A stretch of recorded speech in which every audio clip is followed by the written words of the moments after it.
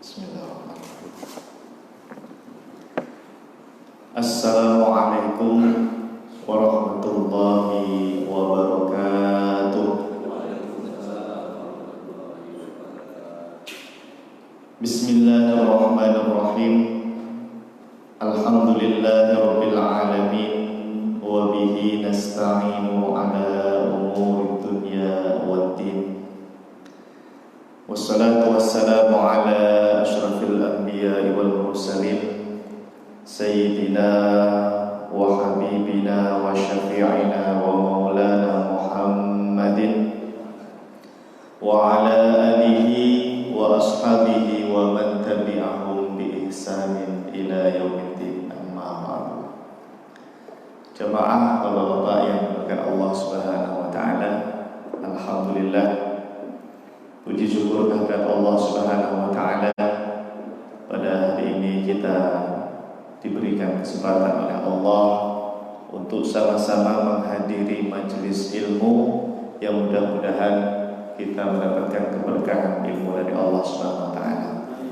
Dan mudah-mudahan semuanya jamaah Masjid Baitur Rahim senantiasa dilindungi keluarganya oleh Allah Subhanahu wa taala, dimudahkan segala urusannya oleh Allah Subhanahu wa taala, dilapangkan rezekinya oleh Allah Subhanahu wa taala, dan mudah-mudahan kita semua senantiasa diberikan ilmu yang bermanfaat, ilmu yang berkah fid dunya wal akhirah. Amin ya rabbal alamin. Baik jemaah bapak-bapak yang dimuliakan Allah Subhanahu wa taala, seperti biasa mari kita hadiahkan surah Al-Fatihah terlebih dahulu untuk para ulama kita, terlebih para ulama mazhab Syafi'i. Mudah-mudahan kita semua kepercikan berkahnya ilmu para ulama kita. Bismillahirrahmanirrahim. Ila hadratin Nabi Mustafa Muhammadin sallallahu alaihi wasallam wa alihi wa ashabihi wa azwajihi wa dhurriyyatihi, thumma ila jami'i ulama'il madzahibil arba'ah, wa nakhussu khususan ila al-imam Asy-Syafi'i wal imam Ar-Rafi'i wal imam An-Nawawi wal imam Ibnu Hajar Al-Haytami wal imam Ar-Ramli wal imam Abi Syuja' ghafarallahu dhunubahum wa satara uyubahum. Syai'ulillahi lahumul Fatihah. A'udzu billahi minasyaitonir rajim. Bismillahirrahmanirrahim. Alhamdulillahi rabbil alamin, arrahmanir rahim, maliki yaumiddin. Iyyaka na'budu wa iyyaka nasta'in. Ihdinas siratal mustaqim, siratal ladzina an'amta 'alaihim ghairil maghdubi 'alaihim waladdallin. Amin. Terima kasih. Jamaah bapak-bapak yang dimuliakan Allah Subhanahu wa taala, hari ini kita akan membahas mengenai klasifikasi sholat sunnah. Dulu atau 2 minggu yang lalu ya, karena minggu lalu kita libur ya, 2 minggu yang lalu kita membahas apa itu? Masih ingat kan? Keutamaan sholat sunnah ya, fadilah atau keutamaan sholat sunnah. Nah sekarang pembahasan yang tidak kalah pentingnya yaitu masalah klasifikasi sholat sunnah. Klasifikasi itu apa Pak? Ya pembagian lah ya, pemetakan gitu ya. Jadi nanti sholat sunnah itu kalau dari segi ini bagaimana pembagiannya gitu ya, kita harus tahu. Nah kita kan alhamdulillah untuk sholat sunnah itu setidaknya berapa? Ada 40 ya, ada 40 macam sholat sunnah yang nanti jamaah kita akan berikan semacam ringkasan tambahan yang belum ada di buku ya, di buku saya itu kan baru berapa 33 ya, 33 sholat sunnah. Berarti nanti sisanya saya buatkan tulisannya PDF, nanti di print saja ya, di print ya, ditempelin di belakangnya ya, tambahannya. Dan 40 macam sholat sunnah. Para ulama kita ketika membahas sholat sunnah itu nanti diklasifikasikan menjadi 4 bagian. Berapa? ada 4 bagian. Ini dicatat kalau bisa ya. Kalau nggak bawa pulpen buku ya dihafal saja. Insya Allah hafalannya kuat semua ini. Amin. Ya, insya Allah. Yang pertama Pak, nanti ada pembagian sholat sunnah itu dari segi mana yang termasuk sholat mutlak, mana yang termasuk sholat muqayyad. Ini bahasa Arab sebetulnya. Mutlak, muqayyad itu bahasa Arab. Nanti kita jelaskan. Ya, jadi ada pembagian berdasarkan apa? Mutlak sama muqayyad. Ya, biar terbiasa nih dengan istilah bahasa Arab. Karena nanti kalau Anda ngaji kitab kuning Mbak ya, itu kita nemu istilah ini. Sholat mutlak, sholat muqayyad dan seterusnya. Nanti ada.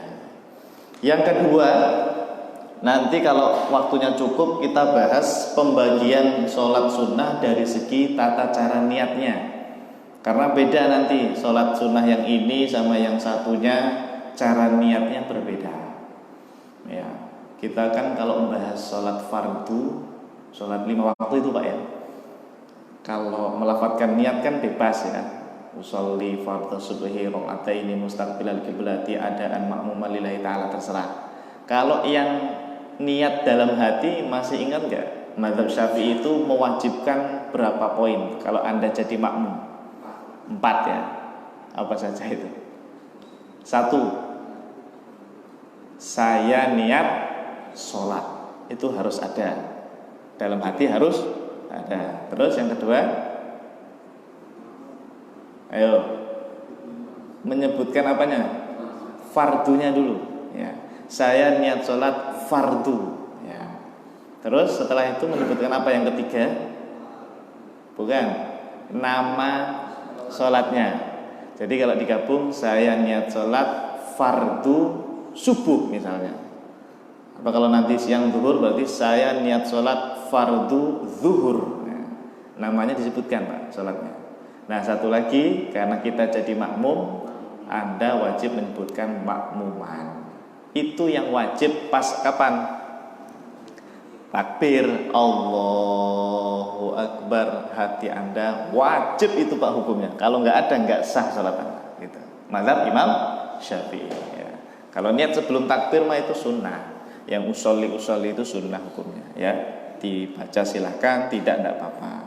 Yang penting yang wajib ini jangan ditinggalkan. Nah nanti sholat sunnah juga gitu Pak. Ada sholat sunnah itu poinnya dia 2, ada yang 3 atau 1, nanti kita sebutkan lah. Nah, maka kita kelompokkan nanti mana sholat sunnah yang tata cara niatnya seperti ini, mana yang seperti itu, nanti ada. Terus nomor 3, nanti ada pembagian sholat sunnah itu dari segi mana yang dianjurkan berjamaah. Sholat duha itu boleh nggak berjamaah misalnya gitu ya. Terus mana nanti sholat sunnah yang tidak perlu berjamaah gitu. Kan harus tahu begini ya, hukumnya seperti apa. Kemudian baru yang terakhir, yang keempat, pembagian sholat sunnah dari segi mana yang bisa dikodok kalau kelewatan dan mana yang tidak bisa dikodok. Misalnya yang sering terjadi itu sholat sunnah qobliyah subuh nih ya. Datang ke masjid udah kesiangan atau telat lah gitu Pak ya, telat. Nah, mau masuk masjid tiba-tiba muadzinnya udah qomat gitu ya. Yang telat tadi tidak sempat mengerjakan sholat qobliyah ya. Tahiyatul masjid tidak sempat, sholat sunnah wudu mungkin tidak, bahkan qobliyah juga tidak. Nah ini kan rugi Pak ya, rugi, pahalanya besar kan itu. Pahala qobliyah subuh itu apa? Khairum minad dunya wa ma fiha. Lebih baik daripada dunia dan seisinya. Rugi kalau nggak dilakukan. Nah nanti dibahas oleh para ulama, ini boleh nggak ya dikodok? Saya sholat qobliyah subuhnya nanti setelah salam, setelah sholat fardu subuh selesai ya, habis dikiran, terus Anda sholat di pojok sendirian gitu, dikodok gitu. Nah, boleh nggak? Ya nanti dibahas ya, nanti kita bahas. Jadi ini 4 pembahasan yang insya Allah kita bahas ya. Ini kalau nyari di kitab kuningnya agak susah nih Pak ya. Alhamdulillah kita sudah buatkan ringkasannya. Alhamdulillah. Baik, kita bahas dulu nomor 1 ya. Siap ya? Nomor 1 pembagian dari segi mutlak dan muqayyad. Jamaah yang dimuliakan Allah Subhanahu wa taala. Pembagian sholat mutlak dan muqayyad. Pertama begini. Nah, baginya muqayyad dulu baru mutlak. Muqayyad itu secara bahasa artinya terikat, Pak. Terikat. Ya, muqayyad. Jadi kalau ada sapi atau kambing kok diikat itu ya bahasa Arabnya ya muqayyad ya. Bisa. Atau marbut biasanya. Dari kata robato. Robato itu kan tali atau ikatan. Kalau marbut berarti diikat ya. Makanya kalau orang yang di masjid itu biasanya disebutnya marbot. Ya tak? Kenapa marbot? Karena dia terikat di masjid, harus standby. Kalau waktu adzan dia harus adzan dan seterusnya ya. Namanya marbot ya. Marbutun ya, dari kata robato bahasa Arab. Secara bahasa apa tadi muqayyad? Terikat. Kalau mutlak secara bahasa itu bebas. Kebalikannya terikat tadi. Ya, ini berarti apa namanya? Anonimnya ya. Muqayyad lawan katanya adalah mutlak. Ya, kalau muqayyad terikat, kalau mutlak itu bebas, tidak terikat lah. Nah, yang muqayyad ini jamaah itu ada 4 macam pembagiannya. Yang muqayyad tadi, salat sunnah yang muqayyad itu ada berapa? Ada 4. Ada yang terikat karena waktu. 1. Bahasa Arabnya al-muqayyadu bil waqti. Catat. Sebab nanti kalau membaca kitab kuning nggak ada bahasa terikat karena waktu, nggak ada. Bahasanya bahasa Arab. Ya. Al-muqayyadu bil waqti. Apa bahasa Indonesianya? Terikat karena waktu. Yang kedua, al-muqayyadu bisa babin mutaqaddimin. Bahasa Indonesianya itu terikat karena sebab mutaqaddim. Nanti kita jelaskan apa itu ya.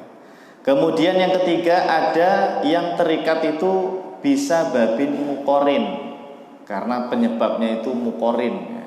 Nanti kita jelaskan. Kalau nggak salah dulu pernah kita singgung sedikit nih pembahasan yang seperti ini ya.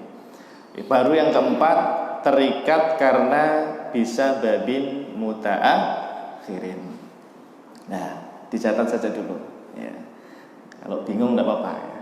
Yang namanya belajar kan pelan-pelan Pak ya. Pelan-pelan ya. Ini kalau di pesantren udah pusing Pak. Di pesantren itu kan pakai bahasa Arab, kitabnya kitab kuning, terus gundul lagi ya. Enggak ada harokatnya ya. Itu kalau enggak bisa bahasa Arab kan enggak paham. Tapi alhamdulillah kita bisa membuatkannya dengan mudah, kita terjemahkan ya, kita buatkan seperti ini tuh biar enak gitu ya. Ya, walaupun rujukannya tetap kitab kuning insyaallah. Nah, kita ulangi. Untuk sholat sunnah yang muqayyad ada berapa?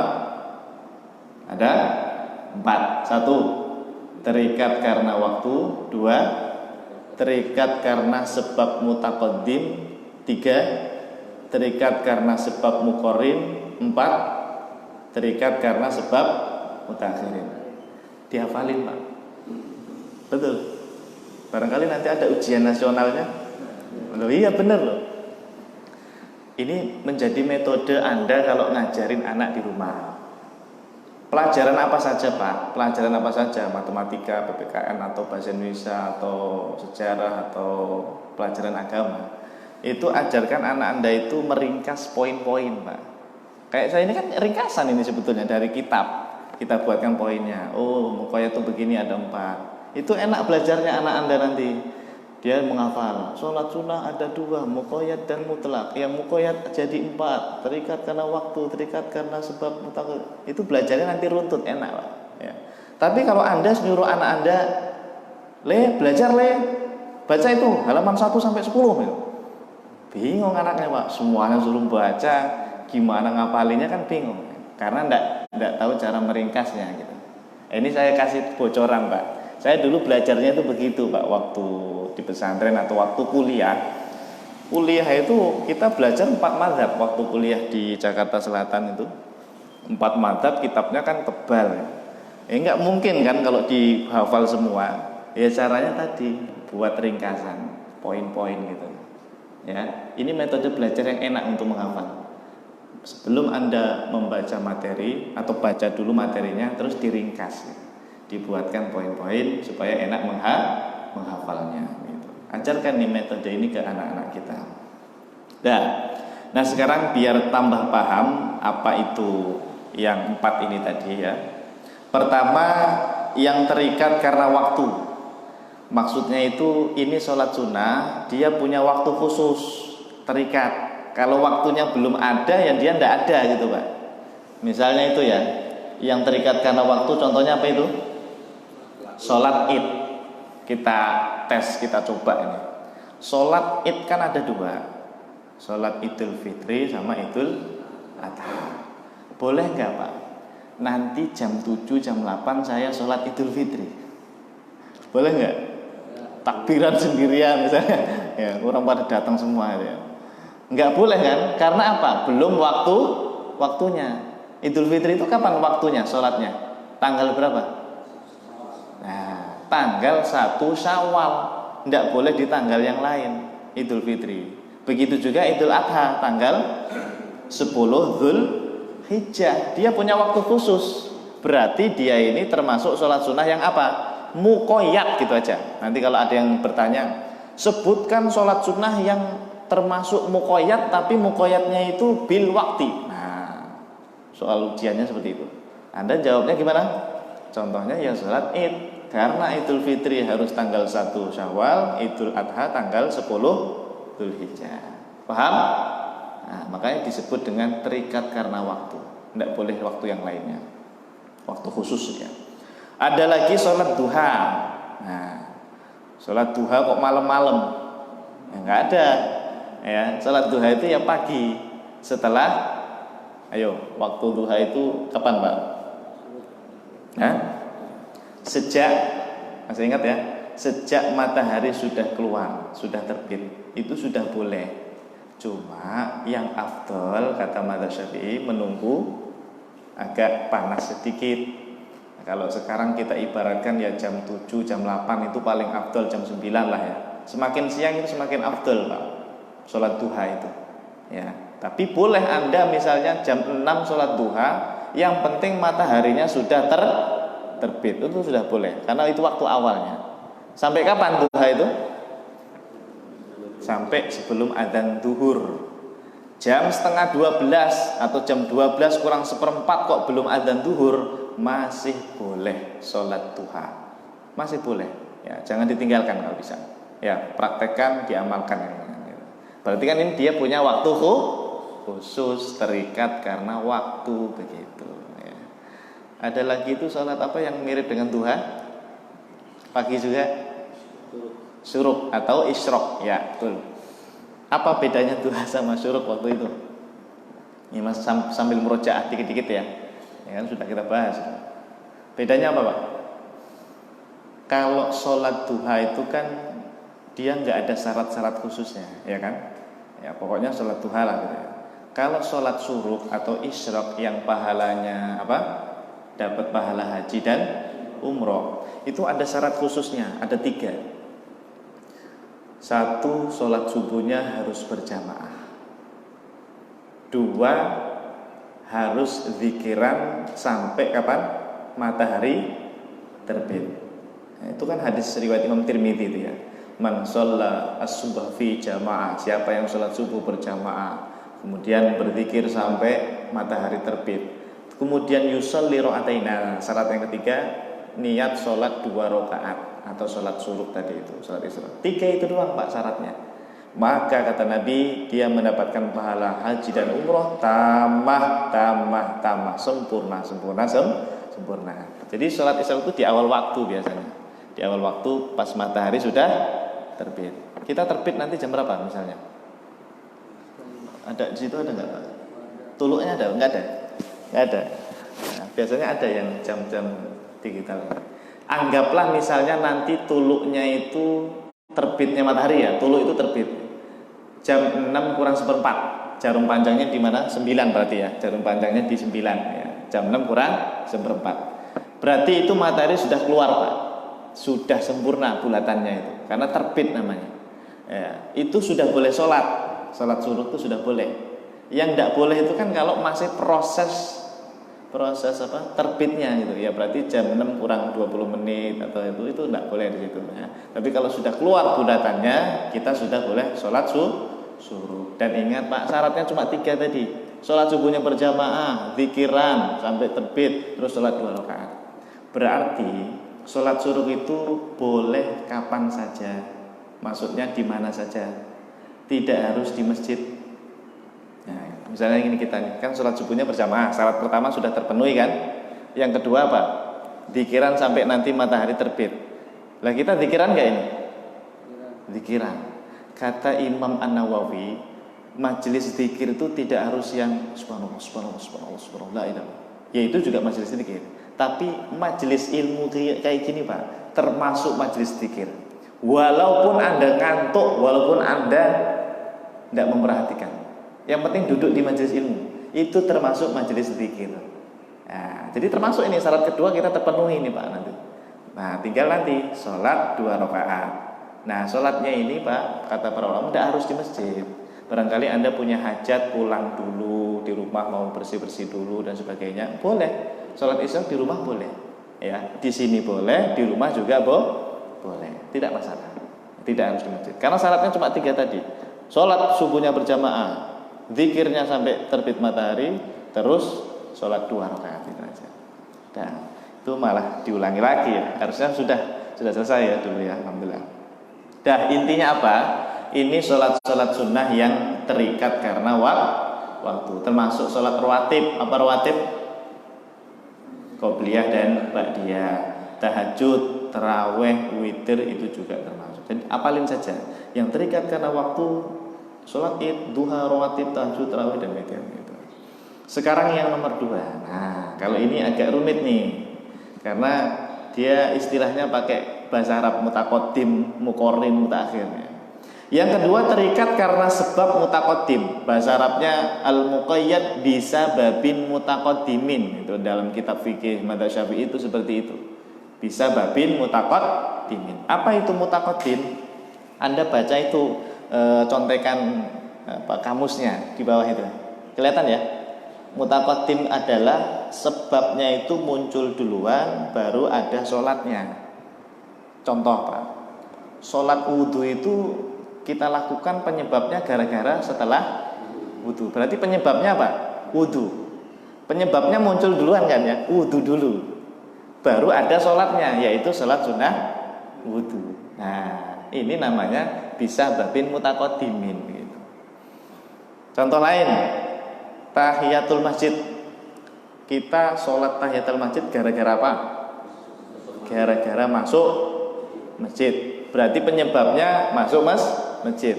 Muncul duluan apa setelah sholat nanti? Muncul duluan. Penyebabnya muncul duluan, yaitu gara-gara masuk masjid, baru ada nanti sholat tahiyatul masjid. Begitu. Nah, paham nggak? Paham ya? Nah, intinya itu yang disebut dengan bisa babin mutaqaddimin. Penyebabnya muncul duluan, baru kemudian sholatnya baru ada. Gitu. Gampangnya situ. Dah, lanjut. Yang ketiga, sholat yang terikat karena sababin muqarin. Apa itu muqarin? Dilihat kamusnya. Muqarin adalah penyebab dan sholatnya munculnya bareng. Kalau tadi kan penyebabnya muncul duluan, baru ada sholatnya. Kalau ini bareng Pak, antara sholat sama penyebabnya itu munculnya bareng. Apa contohnya? Sholat kusuf gerhana. Sholat gerhana itu dilakukan saat berbarengan adanya gerhana. Bukan gerhananya selesai baru Anda sholat, atau Anda sholat dulu baru ada gerhana. Tidak bisa. Nah, makanya dia muqarin. Muqarin itu bareng munculnya. Penyebabnya muncul, terus sholatnya di situ bareng. Jadi kita sholat gerhana itu berbarengan dengan terjadinya gerhana. Begitu. Paham nggih? Alhamdulillah. Termasuk sholat istisqa dan lain sebagainya. Lanjut, ini kita percepat ya. Yang keempat, terikat karena sebab mutaakhirin. Apa itu mutaakhirin? Ini kebalikan dari mutaqaddim. Kalau mutaqaddim tadi itu yang muncul duluan apanya? Penyebabnya. Penyebabnya muncul duluan, baru sholatnya. Nah kalau yang ini Pak, mutaakhirin ini sholatnya dulu. Jadi sholat dulu, baru ternyata muncul itu penyebabnya gitu. Muncul penyebabnya setelah sholat. Contohnya itu adalah sholat taubat, istikharah, hajat, sholat sunnah iram, dan sholat sunnah qadal. Gimana caranya? Gini. Jadi kata para ulama, sholat taubat itu sebetulnya kita sholat dulu, baru setelah itu bertaubat Pak gitu. Baru setelah itu bertaubat, minta ampun kepada Allah. Karena hadisnya memang begitu. Siapa yang sholat 2 rakaat lalu beristighfar minta ampun kepada Allah, maka ghufira lahu ma taqaddama min dzambihi. Ya, sudah kita bahas hadisnya itu. Siapa yang sholat 2 rakaat lalu dia beristighfar minta ampun kepada Allah, maka diampuni dosa-dosanya. Itu sholat taubat. Makanya sholat taubat itu masuk di bagian yang ini. Penyebabnya muncul terakhir, mutaakhirin ya. Atau begini, yang paling lebih detailnya itu ini, sholat sunnah iram itu. Sholat sunnah iram itu kan penyebabnya itu adalah karena dia niat haji atau niat umroh. Berarti yang benar itu Pak, niat haji umroh dulu baru sholat sunnah iram, atau sholat sunnah iram dulu baru niat haji umroh? Kalau dia termasuk mutaakhirin. Tadi mutaakhirin apa? Penyebabnya itu munculnya terakhir kan? Berarti orang itu sholat sunnah ihram itu dia sholat dulu baru niat sholat baru niat apa haji umroh, karena penyebabnya adalah niat haji umroh. Ihram itu kan artinya berniat haji atau umroh. Atau dia niat dulu baru sholat ihram. Yang benar apa gimana? Yang benar adalah sholat dulu. Nah, kelirunya orang itu kalau pas berangkat haji atau umroh, mereka udah pakai pakaian ihram, udah niat gimana? Labbaik Allahumma hajjan atau labbaik Allahumma umratan. Niatnya gitu kan, niat haji atau umroh. Baru mereka sholat ihram itu. Itu kurang tepat. Ya, kurang tepat. Harusnya gimana? Anda pakai pakaian ihram, sudah selesai, sudah rapi ya. Bagi laki-laki biasanya kan pakainya di pesawat biasanya. Setelah rapi, jangan niat dulu. Sholat dulu ya, wudu, sholat sunnah ihram 2 rakaat. Nah setelah sholat baru Anda niat labbaik Allahumma hajjan. Ya Allah saya berniat untuk haji, atau labbaik Allahumma umrotan, saya niat untuk umroh. Begitu, betulnya itu seperti itu harusnya. Karena dia termasuk sholat sunnah yang bisa babin mutaakhirin. Ya, sholat dulu baru penyebabnya muncul terakhir begitu. Paham ya? Alhamdulillah. Nah ini pembagian tentang muqayyad, ada 4. Nah sekarang tinggal satu yang paling bawah itu, yang mutlak. Yang mutlak ini intinya dia nggak ada kaitannya dengan waktu Pak. Tidak ada kaitannya dengan sebab mutaqaddim, sebab muqarin, sebab mutaakhir, nggak ada. Pokoknya dia sholat bebas. Contohnya ya sholat mutlak itu.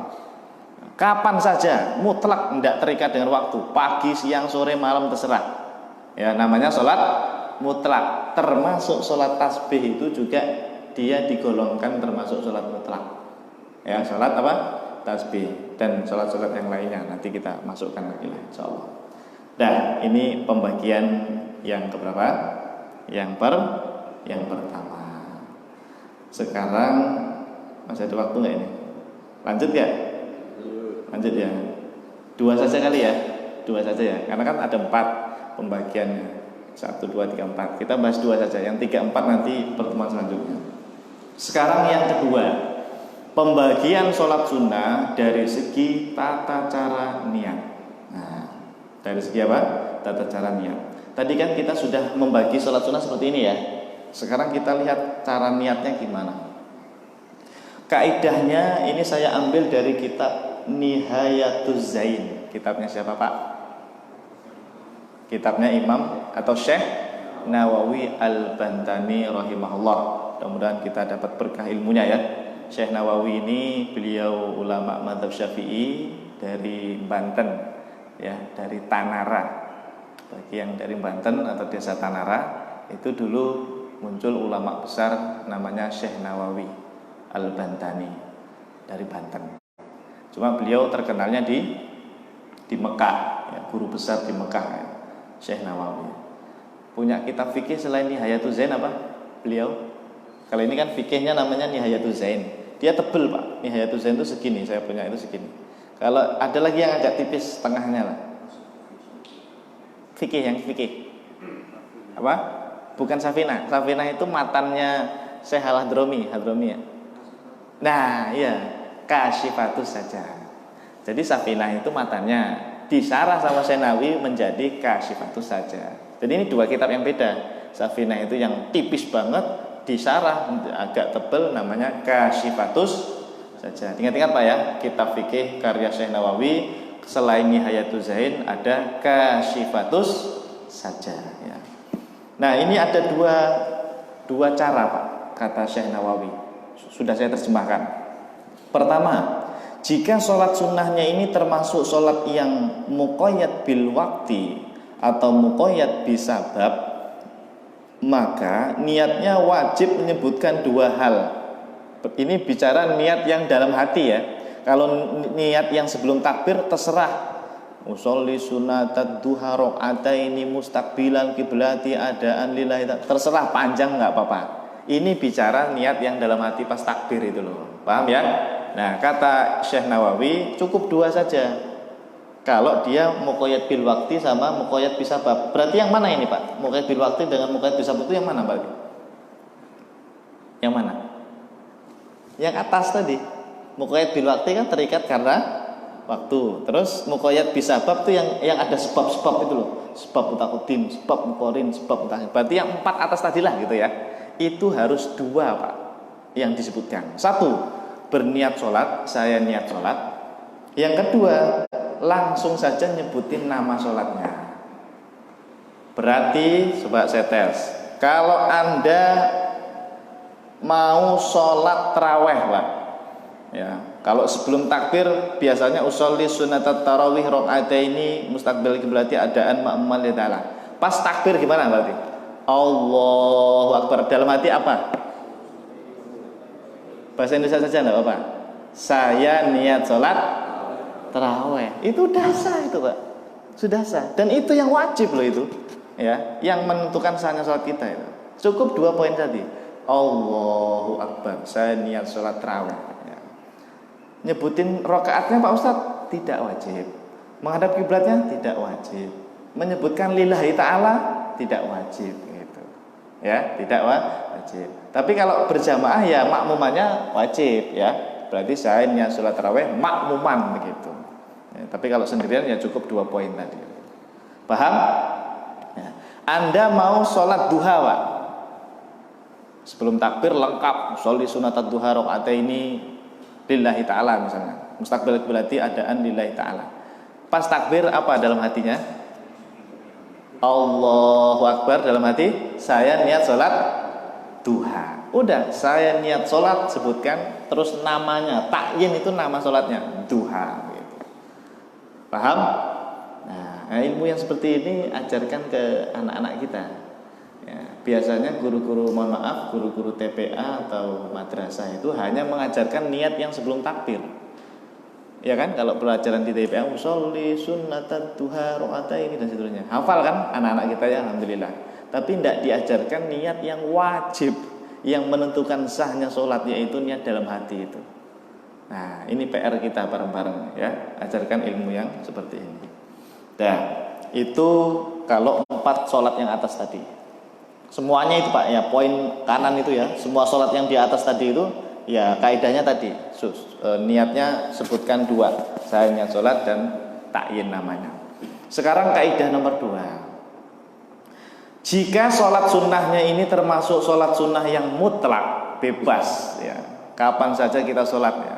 Ini saya bilangnya sholat mutlak itu gampangannya orang gila sholat. Maksudnya gini, duha udah selesai, tahajud udah selesai, witir, semua sholat itu udah dia kerjakan, tapi dia pengen sholat. Sholat apa?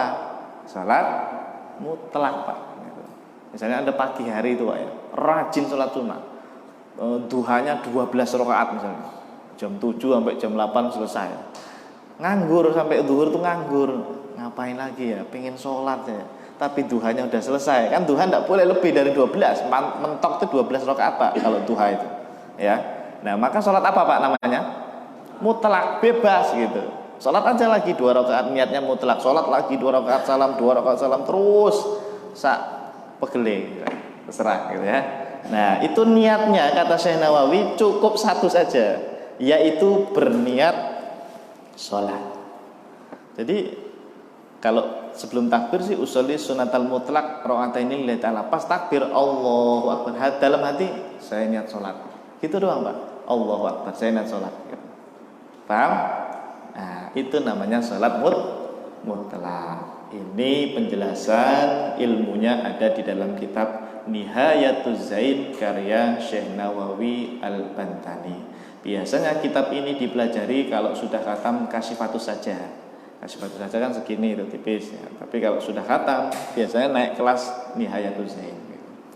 Baik jamaah yang dengan Allah Subhanahu wa taala, untuk klasifikasinya kita cukupkan 2 saja ya. Kalau langsung 4 nanti muntah nanti. Ya, 2 aja udah mumet ya Pak ya. Ya alhamdulillah, paham tidak paham yang penting itu berkah. Tapi saya yakin insya Allah paham ya, insya Allah. Kalaupun tidak paham ya kan ada rekamannya, nanti bisa ditonton lagi di rumah gitu ya. Dan yang paling penting diamalkan ilmu yang seperti ini, diajarkan kepada orang lain, minimal ke keluarganya masing-masing. Baik jamaah yang dimuliakan Allah Subhanahu wa taala, untuk poin nomor 3 dan 4 nantilah minggu depan ya. 3 dan 4 ya. Termasuk ini masalah sholat yang dilarang itu apa saja, itu nanti ya. Nah silakan kalau ada pertanyaan. Kita baru bahas 2 ini. Nomor 3 sama 4 belum kita bahas ya. Silakan tanya jawab ya.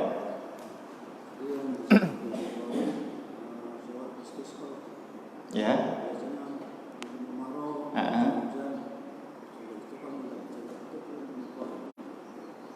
Biasanya gimana? Dengan kemarau. Kalau sholat gerhana kan barengan. Ya. Terus kan minta hujan. Ya. Di situ barengan. Iya, berarti sholat istisqa itu kan minta hujan. Dilakukannya kapan? Ketika terjadi kemaraunya. Nah, iya, bukan karena hujannya, bukan. Kita ngapain sholat istisqa? Memang minta hujan, tapi karena apa? Karena kemaraunya. Berarti dia mukorinnya sama kemaraunya gitu. Ya bagus ini. Jadi paham ya, alhamdulillah. Jadi bukan mukorin dengan hujannya. Kalau kita hujan kok sholat istisqa aneh ya. Udah hujan kok sholat istisqa gitu. Jadi sholat istisqa itu penyebabnya karena kemarau. Ya. Selama kemarau, maka selama itu juga sholat istisqa dilakukan. Berarti bareng dengan penyebabnya. Bagus ini. Jadi jelas ya, alhamdulillah. Ada lagi? Boleh bertanya apa saja Pak. Tidak harus masalah ini. Yang penting fikih. Monggo, silakan. Ya. Silakan. Harusnya gini ya. Bertanya itu, mohon maaf barangkali malu jamaah bertanya. Tidak biasa ngomong langsung. Coba biasakan disediakan kertas saja, tidak apa-apa. Ya kalau di jamaah lain seperti itu Pak. Kalau disediain kertas, banyak itu yang nanya itu. Bener, kertas sama pulpen. Dibagikan aja kertas kecil gitu ya, disobek gitu ya. Insya Allah banyak yang nanya. Kalau seperti ini mungkin malu ya barangkali ya. Pengen nanya tapi tidak berani begitu ya. Tapi kalau tulisan kan insya Allah pada nulis gitu. Bisa nanti ya. Nanti kita sediakanlah kertas-kertas biasa untuk tanya jawab. Cukup? Tidak ada lagi? Kalau tidak ada kita akhiri kajian kita. Pak Eko cukup? Ada yang mau bertanya? Tidak ya? Baik, terima kasih. Alhamdulillah. Mudah-mudahan ilmu yang kita pelajari menjadi ilmu yang berkah, bermanfaat untuk kita dan juga untuk keluarga kita Pak. Yang paling penting itu berkah itu untuk keluarga kita semuanya. Anak-anaknya nanti jadi anak yang soleh soleha, cucunya keturunannya semuanya menjadi soleh soleha lantaran orang tuanya ngaji di majelis ilmu. Amin ya rabbal alamin. Kita berdoa bersama. Bismillahirrahmanirrahim. Alhamdulillahirabbil alamin. Allahumma shalli wa sallim ala sayyidina Muhammad wa ala ali sayyidina Muhammad. Allahumma anfa'na bima 'allamtana wa 'allimna ma yanfa'una wa zidna ilman nafi'an bi rahmatika ya arhamar rahimin. Rabbana ighfir lana dzunubana wa liwalidina warhamhum kama rabbawna shighara. Rabbana hab lana min azwajina wa dhurriyyatina qurrata a'yunin waj'alna lil muttaqina imama. Rabbana atina fid dunya hasanah wa fil akhirati hasanah wa qina adzabannar. Wa sallallahu ala sayyidina Muhammadin nabil ummi wa ala alihi wa sahbihi wa baraka wa sallam. Subhana rabbika rabbil izzati amma yasifun wa salamun alal mursalin walhamdulillahi rabbil alamin. Subhanakallahumma bihamdika asyhadu an la ilaha illa anta astaghfiruka wa atubu ilaik. Terima kasih. Assalamualaikum warahmatullahi wabarakatuh.